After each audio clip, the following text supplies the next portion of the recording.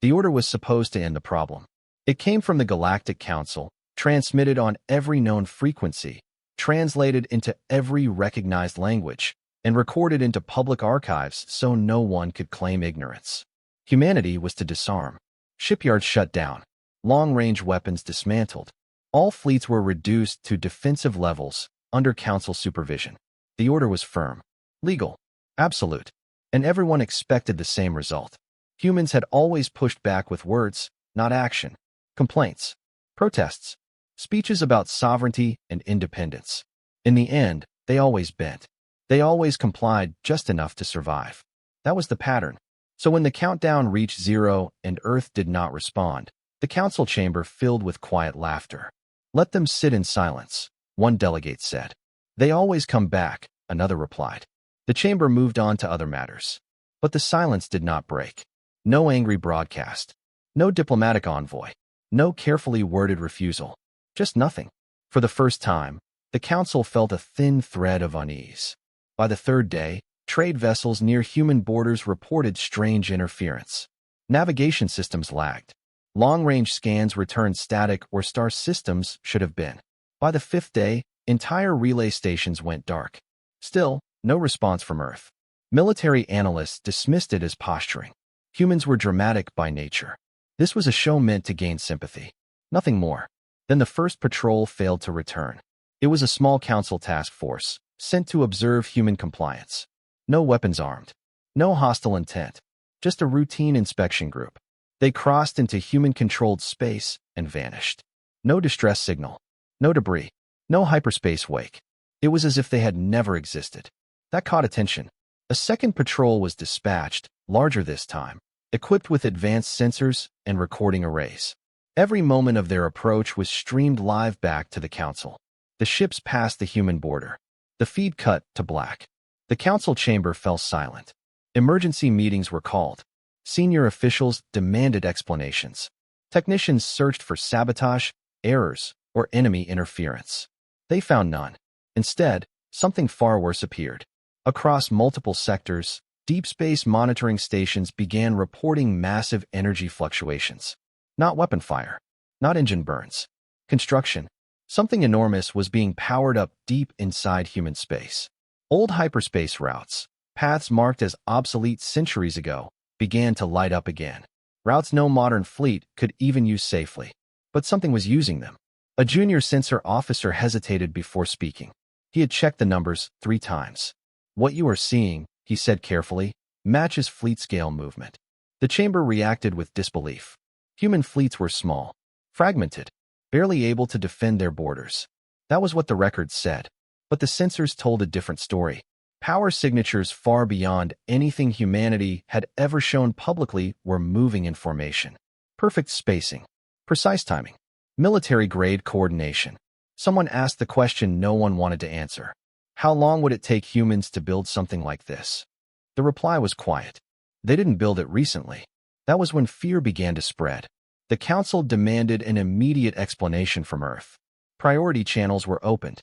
Emergency diplomatic codes were transmitted. Still nothing. No reply.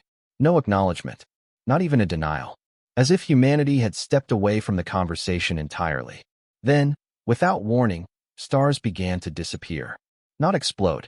Not collapse. They vanished behind growing shadows as hyperspace tore open across multiple systems at once. At first, only a handful of ships emerged. Large, dark, silent. Then more followed. And more. Human warships poured into council space in numbers no one believed possible. They arrived in layered formations that blocked sunlight, their hulls absorbing light instead of reflecting it. The sky above the capital world dimmed. Civilians looked up and felt something ancient wake inside them.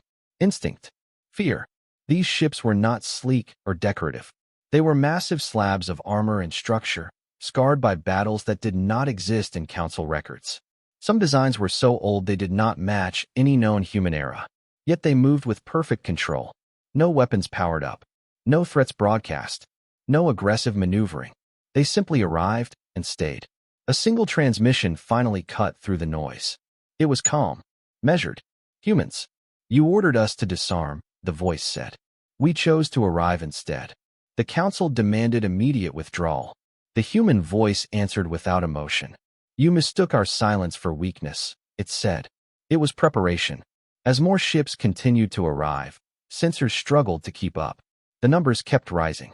Thousands. Tens of thousands. And still the scans showed deeper movement behind them. Reserves. The realization struck the chamber like a physical blow. Humanity had not ignored the order. They had decided it no longer mattered.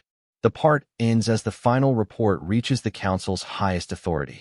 The fleet darkening the heavens is only the first wave.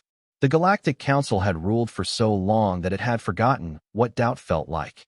For thousands of cycles, their laws shaped borders, controlled fleets, and decided which species were allowed to rise, and which were quietly limited for the good of stability. Humanity has been one of those species. Watched, contained, managed, or so the Council believed. As the human fleet hung above the capital world, silent and unmoving, emergency subcommittees flooded the chamber. Military leaders, historians, archivists, and intelligence officials spoke at once, each trying to explain the impossible. This violates every known treaty, one delegate insisted. It violates physics, another replied. The truth was simple and terrifying. The Council did not understand humanity at all. Emergency scans ran across the fleet. They failed almost immediately. Human ships used layered hulls that absorbed sensor pulses instead of reflecting them. Their internal power systems produced no clear signatures, only controlled distortions in local space. It was not stealth. It was something more deliberate, a choice not to be seen. That was when the historians began to panic. One of them, a gray-skinned scholar who had spent centuries cataloging interstellar wars, noticed something familiar in the fleet formations. The spacing, the angles, the command geometry. I've seen this before, he said slowly. No one listened at first. He pulled ancient records from sealed archives. Conflicts listed as resolved by unknown circumstances. Wars that ended overnight. Empires that collapsed without a final battle. Each incident shared one strange detail. A brief sensor blackout. Then silence. The historian compared those fragments to the human fleet now hovering above the Council. The formations matched. Perfectly. What are you saying? Someone asked. The historian swallowed. I'm saying humanity didn't arrive late to galactic history, he said. They were present and deliberately erased. That idea spread like poison. Council records painted humans as newcomers. Short-lived, technologically average, dangerous only in small, localized conflicts. But the deeper archives told a different story. Human trade vessels had been recorded centuries earlier than officially acknowledged. Human exploration probes appeared in systems long before formal first contact. Their technology always looked simple, almost primitive, but worked flawlessly under conditions that broke other machines. It was not a lack of advancement. It was restraint. A senior intelligence officer finally asked the question that mattered. If humans were always capable of this, she said, gesturing to the fleet, why hide it? The answer came from an unexpected source. A captured transmission fragment, pulled from the edge of a dead archive node. It was old. Humans. Barely readable. It contained only one sentence. Visibility invites escalation. Silence filled the chamber. The Council had always punished power displays. Any species that grew too strong was sanctioned, divided, or forced into compliance. Humanity had watched this pattern and learned from it. They did not challenge the system. They went around it. Meanwhile, on the streets of the capital world, panic spread. Civilians watched the sky grow darker as more human ships arrived. Emergency shelters filled. Religious groups called it judgment. Traders feared the collapse of markets. Some prayed. Others ran. Still, the human fleet did nothing. No threats. No countdowns. No demands. That unsettled everyone more than aggression ever could. Military commanders demanded permission to raise defensive shields. The Council hesitated. Any hostile action could trigger a response they were not ready for. They chose communication instead. A formal diplomatic channel was opened, sealed with Council authority. This time, the message was not an order. It was a request. Human representatives, the Council said, state your intent. The reply came instantly, as if it had been waiting. Our intent is unchanged, the human voice said. We exist. That answer caused outrage. You have violated Council space, a delegate shouted. You have ignored lawful command. You issued a command, the human replied calmly. You assumed authority. The council argued that unity required obedience. That unchecked power led to chaos. The human response was cold. Unity enforced by fear is not unity, the voice said. It is delayed. A new report interrupted the exchange. Long-range sensors detected massive fleet movement far beyond council borders. Not human. Unknown. The signal patterns were old. Extremely old. Some historians recognized them from the same erased conflicts. Entire systems began to fall silent at the edge of known space. No explosions. No distress calls. Just disappeared. The council demanded to know if humanity was responsible. No, the human voice answered. This is why we ignored you. That sentence shifted everything. Human commanders finally shared restricted data. The galaxy, they explained, followed a cycle. Expansion, control, decay, collapse, then silence. Something ancient moved through that silence, harvesting weakened civilizations once they reached a certain scale. Humanity had encountered it generations ago. They lost worlds learning how it hunted. They survived by doing what no other species would. They prepared quietly. The fleet above the council world was not an invasion force. It was a response force. The council asked the obvious question. Why not warn us? There was a pause. When we warned others, the human replied. They dismissed it as fear, or tried to weaponize it, or tried to command us. Another report arrived. A council-aligned defense fleet, sent to investigate the silent systems, had been destroyed. Not by humans. The enemy had finally shown itself. The chamber erupted in panic. Orders flew. Fleets mobilized. Emergency alliances were proposed. The human voice cut through it all. Your fleets will not survive first contact, it said. They will only feed it. The council demanded proof. Humanity provided it. A projection filled the chamber, raw footage from an ancient battle. Human ships dying in vast numbers. Stars collapsing. Space folding inward. But the footage ended with survival. Human tactics adapting in real time. Learning. Evolving. Winning. The council finally understood the scale of the mistake they had made. They had tried to disarm the only species that had already fought what was coming. As the meeting spiraled, a final update appeared on every screen. Enemy advance speed accelerating. Estimated time to council core, unknown. The human fleet above the world shifted formation for the first time. Weapons systems began to power up, not toward the planet, but outward, toward the dark. The human voice spoke once more. We did not come to overthrow you, it said. We came because you would not survive what follows. And for the first time in council history, the question was no longer how to control humanity, but whether the galaxy could survive without them. For the first time in its long history, the Galactic Council realized it could not make the problem go away by talking. The human fleet did not advance. It did not retreat. It simply adjusted. From the surface of the capital world, the change was subtle but terrifying. The ships above shifted their positions with perfect coordination, like a single organism stretching its limbs. Gaps closed. Angles sharpened. Entire sections of sky went completely black. Not from the shadows. From density. Astronomers watched stars vanish behind overlapping hulls. Weather patterns changed as orbital light dropped. Tides began to behave strangely. The fleet was not just present. It was affecting the planet. Emergency sirens echoed through the cities below. Civil defense systems activated automatically, responding to conditions they were never designed to face. Shelters filled. Broadcast networks struggled to keep control of the narrative. This is not an attack, officials repeated. But no one believed them. On the council's main observation deck, military commanders stared at holographic projections of the human formation. Their tactical models failed again and again. Every simulation ended the same way. Total loss. The human ships were positioned so that no single strike could break the formation. Their overlapping fields of control covered every known approach vector. Even if the council committed its entire combined fleet, the outcome did not change. Humanity had not surrounded the capital world. They had claimed the space around it. A senior admiral finally said what others were thinking. They're not posturing, he said. This is a holding pattern. For what? Someone asked. No one answered. That question was resolved minutes later.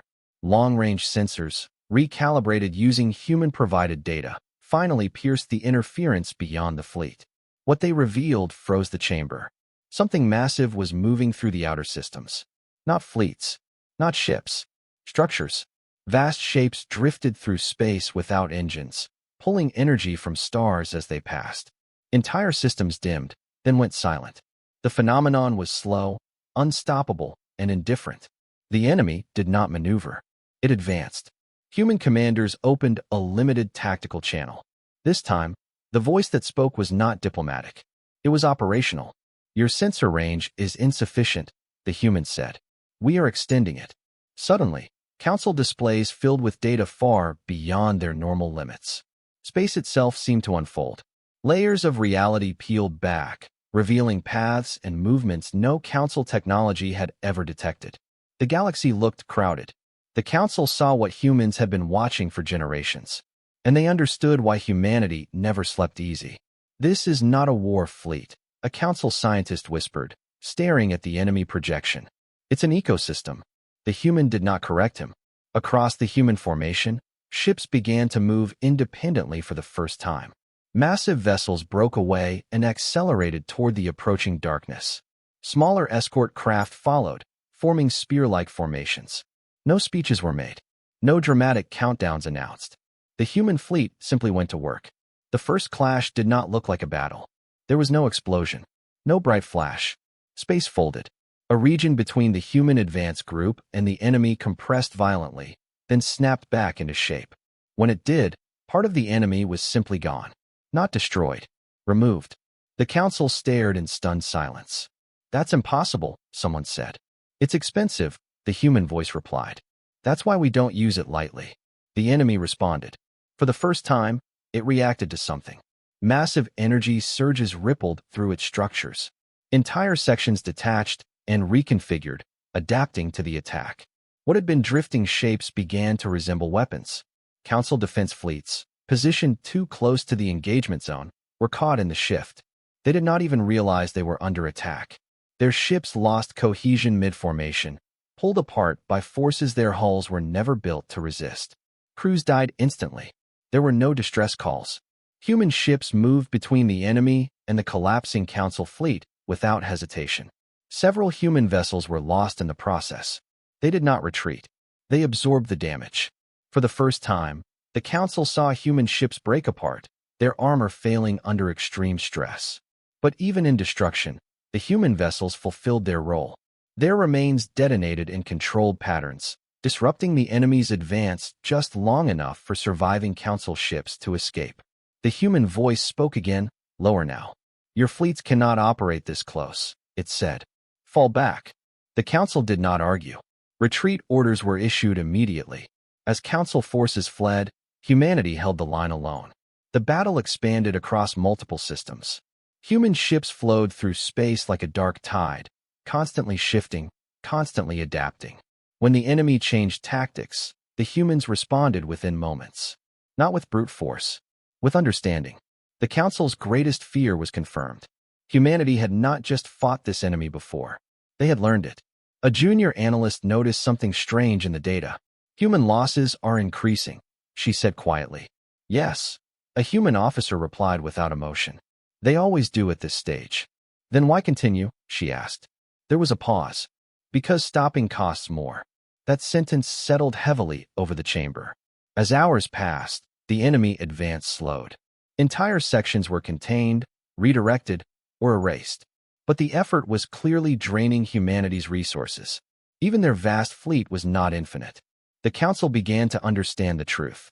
This was not a show of dominance. This was humanity buying time. For the galaxy, a final alert flashed across the displays. Enemy adaptation rate is increasing. Human fleet reserves deploying. The formations above the capital world shifted again. More ships moved outward. The sky lightened slightly, not because the threat was gone, but because humanity was thinning its shield. They were taking the fight away from everyone else. The human voice spoke one last time before the channel closed. "This phase is ending," it said. "The next will be worse." As the transmission cut, the Council stared at the stars beyond their world, now visible again, but forever changed. Because everyone in that chamber understood the same terrible truth. The sky had only been dark because humanity was standing in the way. And if they ever stopped, there would be nothing left to block what was coming. The battle did not end. It paused. Across the outer systems, space still trembled from what had already happened. Distortions lingered like scars that refused to heal. Sensors showed the enemy had slowed, not stopped. It was changing, learning, waiting. Human fleets held their positions at extreme range, forming a living barrier between the advancing darkness and the rest of the galaxy. Inside the Galactic Council chamber, fear turned into something worse. Responsibility. For the first time in history, the Council was no longer pretending to lead. Humanity had taken control of the situation without asking. And now every decision the Council made, or failed to make, would decide how many worlds burned. Emergency sessions continued without pause. Delegates argued, shouted, and accused one another. Some demanded immediate submission to human command. Others insisted on maintaining Council authority, even now. We cannot allow a single species to dictate galactic defense, one faction argued. Another answered bitterly, they already are, and we are alive because of it. The truth was uncomfortable.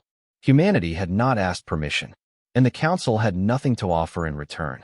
Military analysts presented projections. None were good. If Council fleets rejoined the fight, losses would be catastrophic. Their ships lacked the structural integrity and adaptive systems to survive near the enemy. They would become liabilities, not assets. If the Council did nothing, humanity would continue alone. And humanity was bleeding. Human losses were no longer hidden. The numbers rose steadily as the hours passed. Ships were destroyed. Crews lost. Entire formations erased to slow enemy advances by minutes at a time. Minutes that saved planets. A senior Council observer finally voiced the thought no one wanted to say. They're dying for us, she said quietly. And we're arguing about authority. That moment broke something. The chamber grew quiet. Outside, civilian broadcasts showed human ships falling in distant systems. The footage was raw and unfiltered. Not propaganda. Not heroic framing. Just reality. Human vessels took hits meant for others. They interposed themselves without hesitation. They detonated themselves deliberately to collapse space lanes and deny the enemy movement. They did not broadcast the last words. They did not ask to be remembered. On the human command side, the mood was no better. Admirals tracked losses in silence. Every name mattered. Every ship represented families, cities, entire communities back home. Humanity had built its fleets in secret, but the people inside them were no secret. They were volunteers. A human fleet commander stood before a tactical display, watching another defensive line fail. Adjust the pattern, she ordered calmly. Pull the third wing back. An officer hesitated. That leaves 3 Council worlds exposed. Yes, the commander said. For now. The officer swallowed. We can't hold everything. No, she replied. We never could. This was the truth humanity had lived with for generations. They were strong, but not infinite. Human command transmitted a message to the Council. It was not a demand. It was a statement. Our reserves are not endless, the message said. We can delay extinction. We cannot prevent it alone. The Council seized on that word. Alone. A desperate proposal emerged. The Council would authorize full access to its archives, technologies, and restricted systems. In exchange, humanity would integrate Council fleets into secondary roles: logistics, evacuation, system reinforcement. It was the first time the Council had ever offered itself as support instead of control. The human response took longer than expected. When it came, it was careful. You are not prepared for frontline engagement, humanity replied. But you can help. That was the opening. Council fleets were reassigned to evacuation corridors. Billions of civilians were moved away from threatened systems. Infrastructure was stripped and relocated. Entire cultures were uprooted in days. The galaxy began to move, not for conquest, but survival. But the enemy noticed. Its advance patterns shifted again. It began bypassing defended systems, targeting populated but poorly protected regions. It was no longer just moving forward. It was hunting. Human commanders saw the change immediately. It's testing us, one said, seeing what we're willing to lose. The next hours were brutal. Humanity was forced to make choices it had hoped to avoid. Defensive lines were thinned to protect evacuation zones. Some systems were abandoned entirely to draw the enemy away from population centers. Entire worlds were sacrificed. The council watched in horror as names vanished from star maps. Not destroyed, left behind. One delegate collapsed when his home system was marked as non-recoverable. He begged human command for intervention. The reply was not cruel. It was honest. If we go there, the humans said, 3 others will die instead. The delegate understood. That did not make it easier. As pressure mounted, fractures appeared inside the council itself. Some species accused humanity of manipulating events to gain dominance. Others demanded full surrender of authority. A radical faction attempted something unforgivable. They ordered a council strike group to fire on a human forward element, hoping to force humanity into retreat and reclaim control. The result was immediate. Human defense systems intercepted the attack without escalation. The council ships were disabled, not destroyed, and left drifting. The human command sent a single message. Do not make us choose between the enemy and you. The meaning was clear. Humanity was still restraining itself. But restraint had limits. Meanwhile, intelligence feeds revealed a terrifying new development. The enemy was accelerating its adaptation cycle. The methods humanity used to contain it were becoming less effective. What had slowed it before now barely delayed it. Human strategists reached a grim conclusion. The current strategy would fail. Something bigger was required. Something final. A classified human protocol was quietly activated across the fleet. Commands were distributed using channels no one else could access. Ships began repositioning in ways that made no sense tactically. Council observers noticed immediately. What are they doing? One asked. A human liaison did not answer right away. When he finally spoke, his voice was heavy. They're preparing the line we swore we would never cross. What line? The council demanded.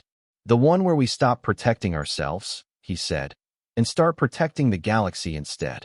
The implications were horrifying. This was not a maneuver. It was a sacrifice plan. Human command addressed its fleets in a closed transmission. No speeches, no drama, just facts.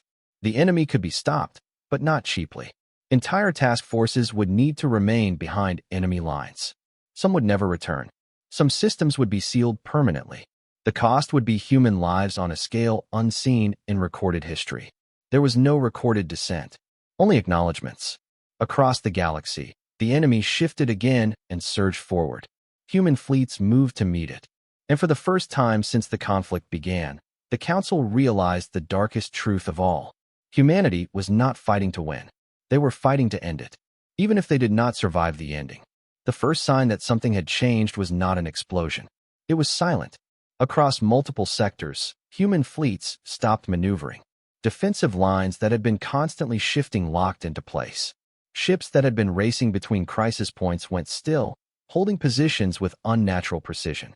To military analysts, it was unmistakable. Humanity had committed. In the council chamber, confusion spread faster than panic.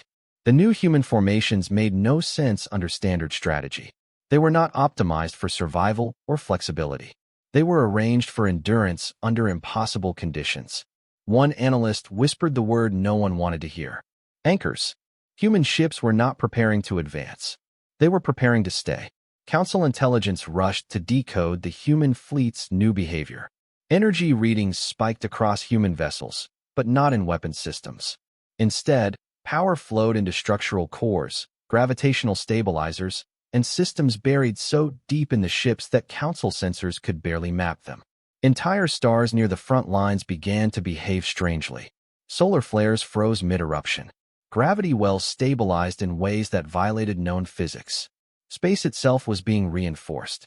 A Council scientist finally understood. They're building a boundary, she said, voice shaking. Not a wall. A lock. The human liaison confirmed it moments later. This region will not be passable once the protocol completes, he said. Not by the enemy. Not by us. The meaning hit like a physical blow. Humanity was preparing to seal part of the galaxy away. Inside that sealed region were millions of human personnel, entire fleets, and countless systems already overrun or about to be. The Council demanded to know the cost. The human did not avoid the question. We expect total loss of all assets inside the boundary, he said, including personnel. Outrage erupted. You can't do this, one delegate shouted. You don't have the authority. The human command replied calmly. We are not requesting approval. That sentence ended the argument. Across the galaxy, evacuation efforts accelerated beyond anything ever attempted. Council fleets, finally useful, moved billions of civilians out of threatened systems. Entire planets were stripped to their cores. Cultural archives, genetic libraries, and populations fled through corridors humanity had secretly prepared decades earlier. It became clear that humans had not just planned for war. They had planned to lose ground. Meanwhile, the enemy reacted. It sensed the change. Its advance no longer tested defenses. It surged. Entire regions of space collapsed under its pressure. What had once been a slow, unstoppable movement became something urgent and violent. The enemy understood instinctively. This was its last chance to break through. Human fleets met the surge head-on. The fighting was no longer clean or controlled. Human ships were destroyed in clusters now, holding positions until they physically failed. Crews stayed at their stations long past safe limits, knowing escape windows were closing. Council observers watched in horror as human vessels detonated themselves deliberately, not as weapons, but as anchors, collapsing space lanes behind them. Each sacrifice bought seconds. Seconds that allowed the boundary to form. A human admiral stood alone on a command deck, watching casualty lists scroll endlessly. Her hands shook for the first time. "Status," she asked. "Boundary integrity at 60%, an officer replied. "Enemy pressure is increasing." "Hold," she said. "No matter what." "What about us?" the officer asked quietly. The admiral did not answer. She did not need to. Across sealed channels, messages flowed between human ships. Not commands. Not strategy. Goodbyes. Apologies. Promises made without expectation of return. On one ship, a young engineer recorded a message for a daughter he would never meet. On another, a crew sang softly as their vessel locked into place, knowing it would never move again. Humanity had no illusions of glory. They understood exactly what they were doing, and they did it anyway. The Council tried one last time to intervene. They demanded humanity abort the protocol. They offered everything: authority, territory, leadership of the galaxy itself. The human response was immediate. "We are not interested in ruling what remains," the voice said. "We are interested in making sure something remains." The boundary neared completion. Then the enemy struck its counter. For the first time, it focused directly on the human fleets holding the line, ignoring all other targets. Entire structures of impossible size slammed into defensive zones. Space fractured violently. Even reinforced regions began to fail. Human losses skyrocketed. Several boundary anchors collapsed. Alarms blared across human command networks. "If we lose another anchor," an officer warned, "the seal fails." Silence followed. Then a new order was issued. Humanity deployed its final reserve. These ships were different. They were older, heavier, built with no concern for efficiency or survival. Their designs were brutal and inelegant. They were not warships. They were keys. Each one moved into position and activated systems no Council technology could identify. Space screamed as forces beyond normal reality twisted around them. The boundary stabilized, but at a cost. Those ships could never leave. Their crews knew it. They activated anyway. The seal locked. Across the galaxy, sensors went blind in an instant. Entire regions vanished behind a stable, unmoving distortion. The enemy's presence vanished with them. The advance stopped. Just like that. For several long seconds, no one spoke. Then reports flooded in. Enemy signals gone. No breach detected. Boundary stable. The galaxy was safe. But the price was clear. Human fleet strength had been reduced by more than half. Entire command groups were missing. Millions of lives were gone, sealed forever beyond reach. The Council stared at the aftermath in silence. They had won, and they had lost something they would never get back. A final human transmission was broadcast before the boundary went fully opaque. It was not directed at the Council. It was directed at everyone. "We held the line," the voice said. "Do not waste it." Then the channel closed. The sky over the capital world brightened as the human fleet withdrew. The stars returned. The shadows lifted. But the feeling of safety did not. Because the galaxy now understood something irreversible. Humanity had crossed a line no one else ever would. They had chosen extinction for some. So that extinction would not come for all. And nothing in the galaxy would ever feel the same again. The galaxy survived. That fact alone felt unreal. In the hours after the boundary sealed, sensors confirmed what no one dared believe. The enemy was gone, cut off completely, locked behind a region of space that no signal, probe, or theory could penetrate. The advance had stopped. Systems that had expected to die were suddenly quiet. Planets held their breath. Fleets stood down, unsure what to do without an immediate threat. Victory should have followed. It did not. Across the Galactic Council, confusion hardened into fear of a different kind. Not fear of extinction, but fear of what survival now meant. Human fleets withdrew from the capital system in disciplined silence. They did not celebrate. They did not broadcast triumph. Their formations were thinner now. Where once the sky had been dark, there were gaps, empty spaces that never filled. Council observers tracked the retreat and noticed something disturbing. The humans were not returning to the front. They were going home. Human ships slipped into hyperspace along routes the Council could not follow. Many vessels showed damage so severe that their continued operation made no sense. Others moved slowly, as if held together by little more than will. Medical traffic surged across human channels. Evacuation craft ferried the wounded. Entire ships were missing from every roster. The losses were beyond calculation. Inside the council chamber, delegates stared at updated figures in silence. Entire human task forces were listed as unrecoverable. Names of systems inside the sealed region were already being removed from active charts. One delegate finally broke. "We let them do this alone," he said. "Didn't we?" No one answered. The truth was uncomfortable and absolute. The galaxy had watched while humanity paid the price. Public reaction spread unevenly. Some worlds erupted in gratitude. Monuments were planned overnight. Human names were added to prayer cycles and honor rolls. Other worlds reacted with fear. If humans could do this, seal off regions of space, rewrite physics, and sacrifice millions without hesitation, what else could they do? Political blocs fractured. Old alliances collapsed. Species that had once pushed for strict control of humanity now demanded distance. Human space was suddenly reclassified. Not hostile, but untouchable. Council law struggled to adapt. Emergency resolutions were proposed to formalize humanity's role as galactic defender, to grant them permanent authority in matters of existential threat. The vote never happened, because humanity did not ask for it. A formal message arrived from Earth 3 days later. It was short. "The boundary is stable," it said. "Our involvement is concluded." That was it. No demands. No conditions. No claim of leadership. The Council demanded clarification. Surely humanity would require support. Resources. Assistance rebuilding fleets and worlds lost beyond the seal. The human response came hours later. "We will rebuild," it said, "as we always have." That answer unsettled everyone. Humanity had lost more than fleets. Entire regions of space, settled, defended, alive, were gone forever. Billions of lives erased or sealed beyond reach. And still, they refused aid. Council intelligence began to dig deeper into human internal data, what little was available. The reports were grim. Industrial capacity severely reduced. Fleet strength at historic lows. Civil unrest rising on multiple human worlds. Humanity was hurting, and they were hiding it. On Earth, cities held quiet memorials. Not parades, not celebrations, just silence. Names were read aloud. Streets emptied. Ships that would never return were honored without ceremony. Human leaders addressed their people only once.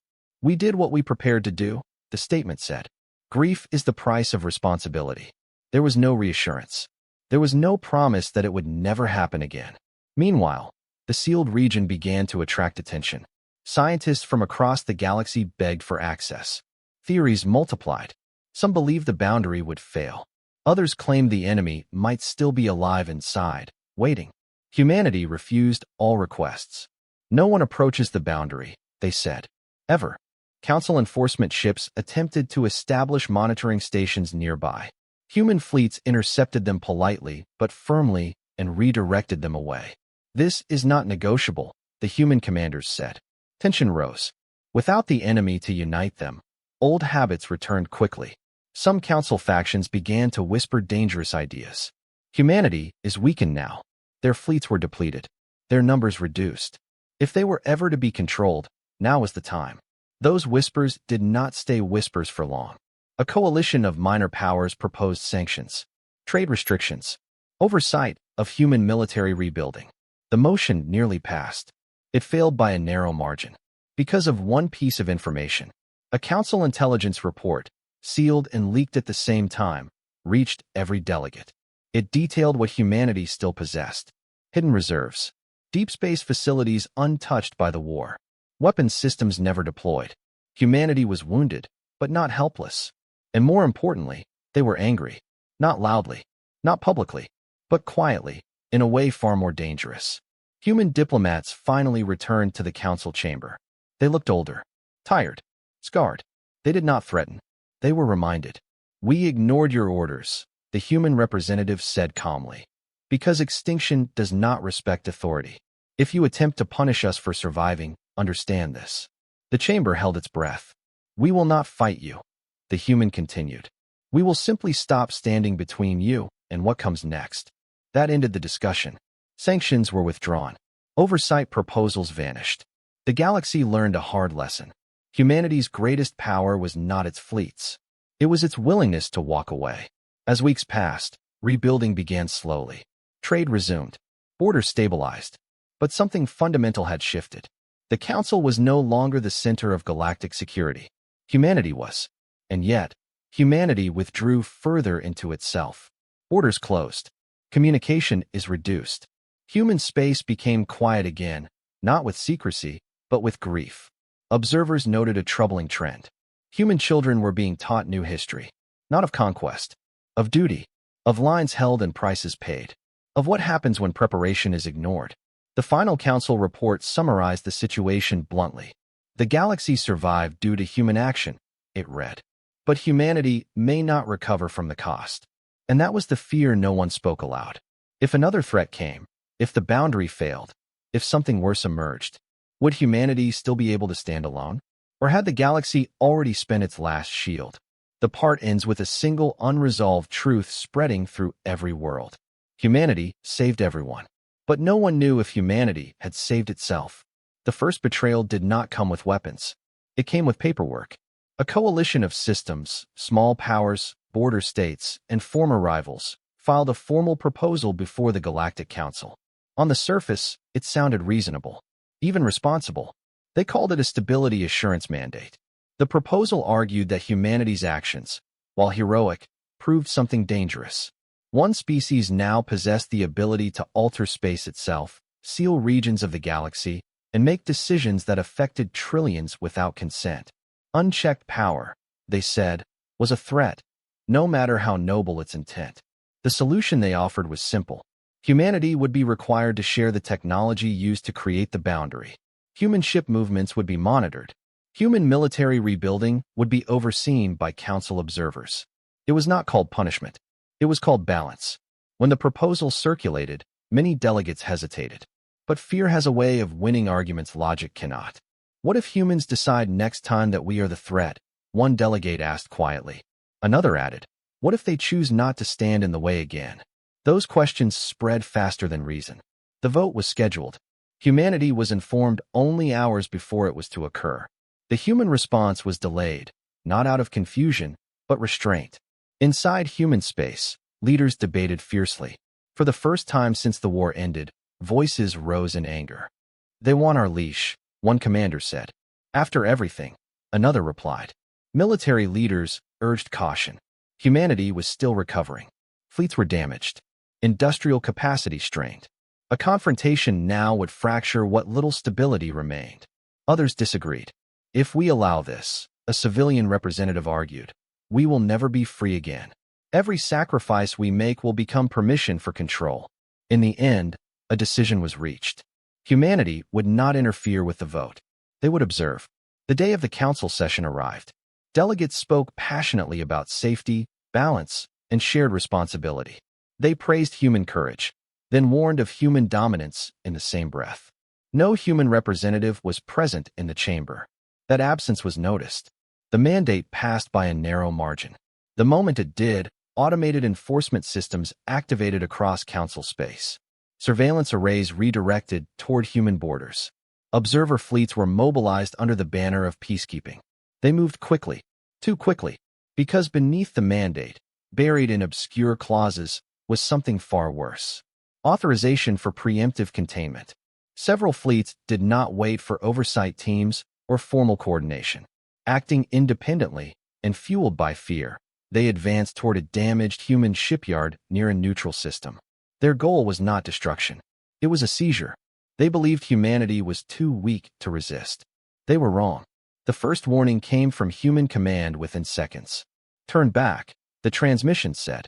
You are crossing a line. The fleets ignored it. They cited council authority, legal mandate, collective will. The second warning was quieter. You do not understand what you are doing. The third warning never came. Human defensive systems activated, not aggressively, but precisely. Navigation locks failed. Power systems on council ships shut down simultaneously. Entire fleets were frozen in space, helpless but intact. No weapons fired. No lives lost. Human ships emerged from hyperspace around them, battered but unmistakably powerful. A human commander addressed the immobilized fleets. We are wounded, she said. Not defenseless. The incident sent shockwaves through the galaxy. The council demanded explanations. Accusations flew. The coalition claimed misunderstanding. Rogue commanders. Miscommunication. Humanity did not argue. Instead, they did something far more alarming. They opened their archives. For the first time in recorded history, humanity released controlled access to its internal war records.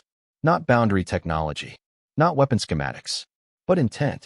The galaxy watched recordings of early encounters with the enemy. Worlds lost. Fleets erased. Human leaders making impossible choices and living with them for generations. They saw that humanity had never planned to rule. They had planned to endure, and to prevent others from making the same mistakes. The final archive clip ended with a human strategist speaking decades before the current war. If we are ever feared more than the threat we stand against, he said, then we have failed. That clip changed everything. Public outrage exploded, not against humanity, but against the council factions that had pushed the mandate. Protests spread across dozens of systems. Worlds threatened withdrawal from council authority altogether. The coalition that initiated the vote fractured under pressure. But the damage was already done. Trust was broken. Humanity addressed the galaxy directly for the first time since the war. The message was brief and unembellished. We did not ask for gratitude, the speaker said. We did not ask for authority. We stood because someone had to. The pause that followed was heavy. But if our existence frightens you more than extinction, the voice continued, then you are free to face the next one alone. Human fleets began pulling back, not just from council space, but from shared defense corridors. Monitoring stations went dark.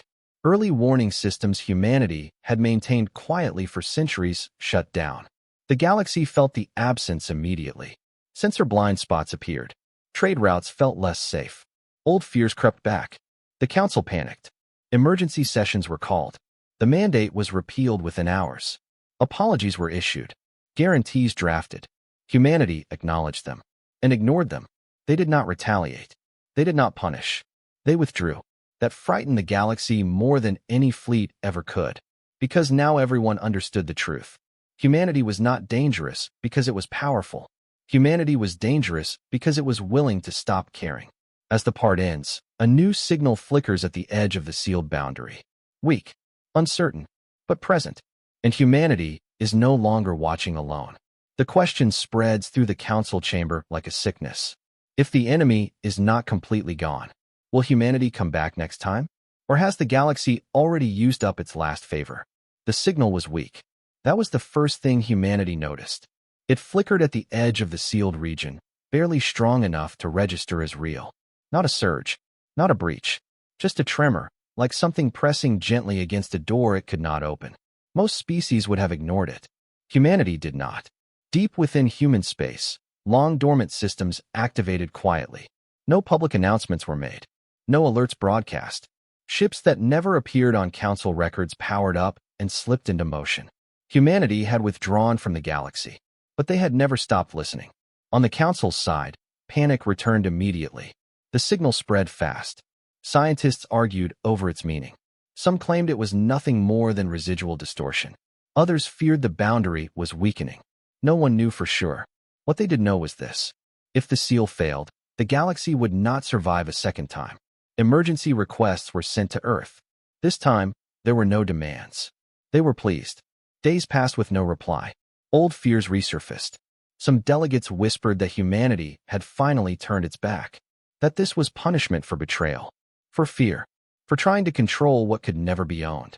Those whispers grew louder when human borders remained closed. Then, without warning, humanity answered, not with words, but with action. A small fleet emerged near the boundary. Not massive, not overwhelming, just enough. The ships were unfamiliar, even to those who had studied human designs. Smaller, simpler, scarred by age rather than battle. These were not warships built for conquest. They were watchmen. Human commanders did not contact the Council. They did not request permission. They moved into position and began slow, careful analysis of the signal. Council observers monitored nervously from a distance. Hours passed. Then one of the human ships crossed the boundary. The galaxy froze. Every model predicted destruction. No ship had ever entered the sealed region and returned. Space inside was locked, twisted, hostile to normal reality. The human vessel vanished. Minutes passed. Then it came back. Damaged. Barely functional. But intact. Humanity had just proven something terrifying. The boundary was not failing. It was changing. Human analysts confirmed it soon after. The enemy was not breaking through. It was dying. Trapped within a sealed region that allowed no escape, no expansion, no replenishment, the ancient force was slowly collapsing under its own nature. What had taken civilizations to fight was being undone by isolation. Humanity had not built a prison. They had built a grave. The Council demanded answers. Humanity finally spoke. The threat is ending, the message said. But vigilance does not. That was all. Some delegates felt relief. Others felt something closer to shame. Because this has always been the difference. The galaxy reacted only when danger became visible. Humanity reacted when danger was possible. As confirmation spread, tension eased across countless worlds. Trade resumed fully. Borders reopened. For the first time since the war, people slept without emergency alerts hovering over their lives. The Council attempted one final gesture. A formal declaration was drafted. Humanity would be named Guardian of the Galaxy. A permanent seat offered. Authority recognized. It was meant as honor. Humanity declined. The response was respectful but firm. We will not sit above you, it said, and we will not rule you. The Council insisted. Without humanity, the galaxy would always be vulnerable. The human reply carried no anger.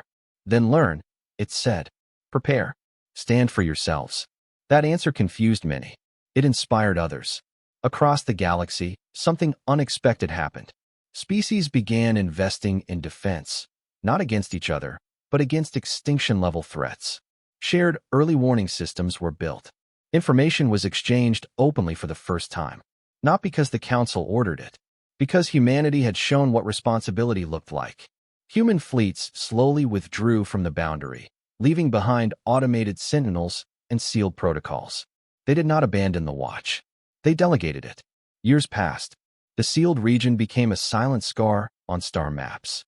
Ships avoided it instinctively. Children grew up hearing stories about the darkness beyond and the species that held it back. But the stories changed with time. They were no longer about fear. They were about choice. About a species that could have ruled, but chose restraint. That could have demanded obedience, but chose distance. That could have let the galaxy burn, but chose sacrifice. On one quiet world far from the Council core, a human memorial stood unfinished. Not because of neglect, but because names kept being added. Not all losses were from battle. Some were from the weight of remembering. A human historian recorded the final entry of the conflict, not for the Council, but for humanity's own archives. We were ignored, the record stated. We were doubted. We were afraid. The entry paused there for a long time, then continued. We stood anyway. Far beyond human space, sensors picked up a final collapse inside the sealed region. The last remnants of the enemy folded inward and vanished completely. No announcement followed. Humanity marked the moment privately. The galaxy never noticed the exact second it became truly safe. And that was fitting, because humanity had never fought for recognition. They fought so that others would never have to know how close the end had come. The story ends not with a victory parade, not with a throne or a crown, but with a simple truth that spread quietly across the stars. Humanity did not ignore the council out of arrogance. They ignored it because survival does not wait for permission.